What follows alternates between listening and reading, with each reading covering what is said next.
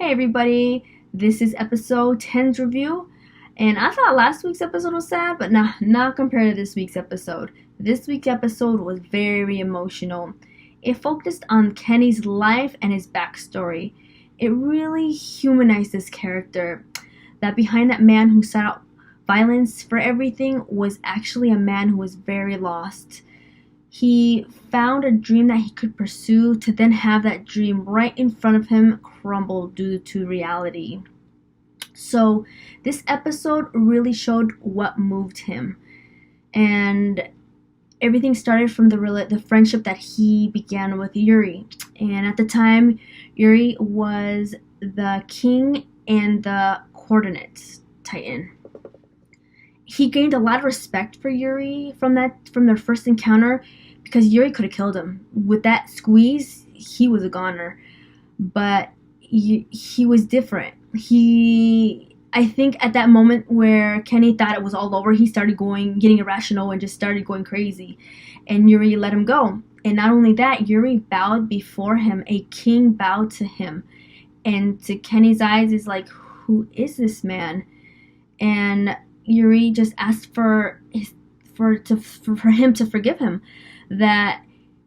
to forgive that his family had been persecuted, that the Ackermans, because the Ackermans have been hunted down and killed because knowing the truth, because the king is not able to erase their memories, and that's what Rod does mention.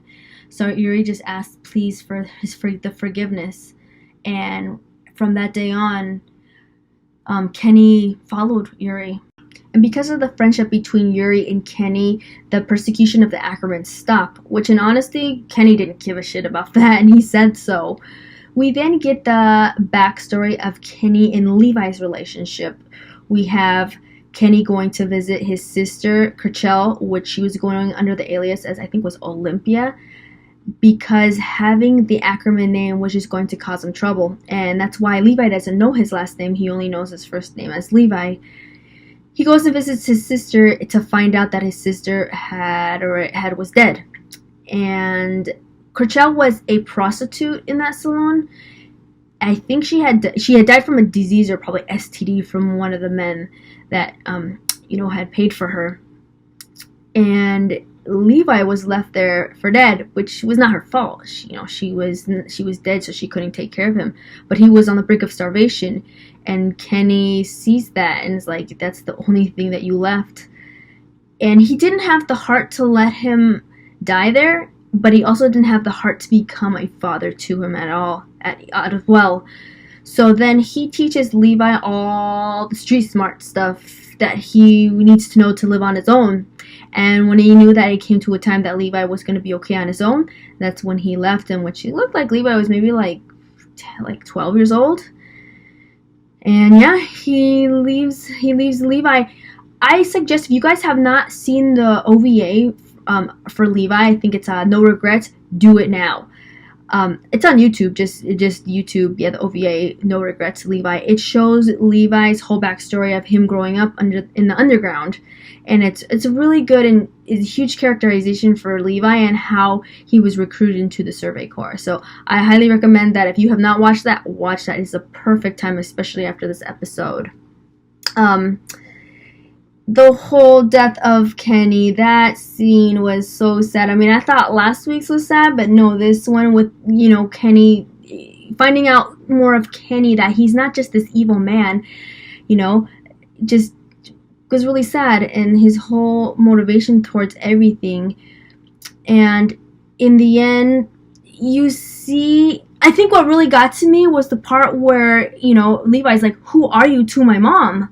And Kenny finally reveals that he's his uncle. And it has always hurt Levi that day that he left him, and he's like, "Why did you leave me?" And then, Kenny's like, "Well, I was never fit to be a father." You see that pain in Levi's eyes, and I was like, oh my gosh, this is so sad. And that, the last thing that Kenny could do, he could have injected himself with the serum, but he left that last parting thing to Levi, and that's when he passed away. And then you see that Levi is, yes, in that pain. And the whole transition with Historia's coronation, and that scene with the music was just beautiful. Oh my gosh, Historia's coronation was so beautiful. And just to see how confident she is now as a queen and how far of a character that she's become is just great. And the scene right after that, she goes and hits Levi. Oh my gosh. Because you could see Levi still, recovering from that whole ordeal with Kenny, and he's hurting. And to have that moment where Historia punches him, a little tap, it made him laugh. And to see Levi smile? What? Oh my gosh. Take a picture and put that on a frame, because that's rare. That was just awesome, because he, at that moment, Levi really needed that. And to thank them all, wow, that was just awesome. Oh, and another thing, during Historia's coronation, it was just so cute to see, like, Erwin being like Papa Erwin, like he's so proud of her. I swear Erwin should have just adopted Historia. They look like father and daughter. But to see a proud Papa Erwin, so beautiful. And the highlight for this episode for me is, of course, Reiner. We get him back. I absolutely love Reiner. He's my everything. I love his character. But yeah, we see him completely wrecked by the Beast Titan. Oh my gosh. I really wish to see what had happened, the actual fight, because in the manga it's the same still shot of Reiner's Titan on the ground. Because to me, I see like 2 indentations on his shoulder. So did you Beast Titan use rocks on him? Which I don't like rocks with the Beast Titan.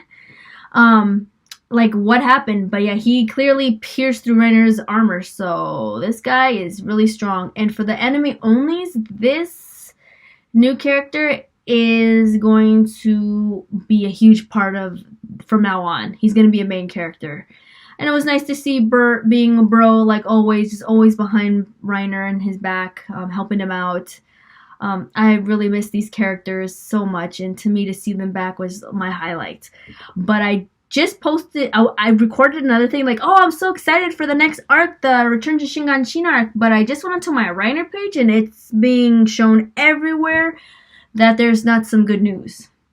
There has been an article posted that there's a Split Cour possibly confirmed that, let's see, Japanese fans who purchased the physical copies of the upcoming monthly Japanese TV guide had started to indicate that after October 8th SNK episode, Night of the Battle to Retake the Wall, there is no additional SNK listing in the time slots. So that it's not confirmed that this is going to continue on, which I thought there was supposed to be 24 episodes, back to back every Sunday, but it looks like they're going to split it. So this potentially means that we won't get the Return to Shinganshina arc till maybe in 2019, like early 2019.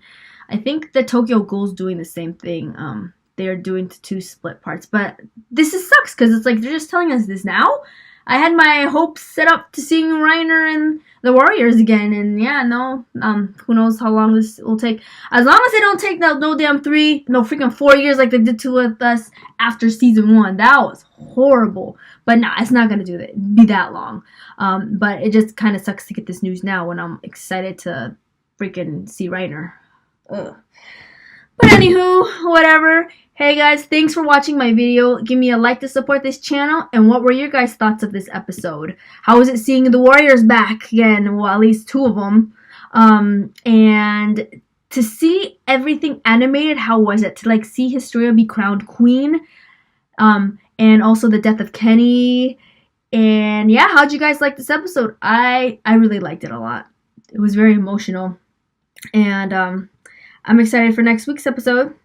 And alright guys, have a good night. Take care. Bye-bye.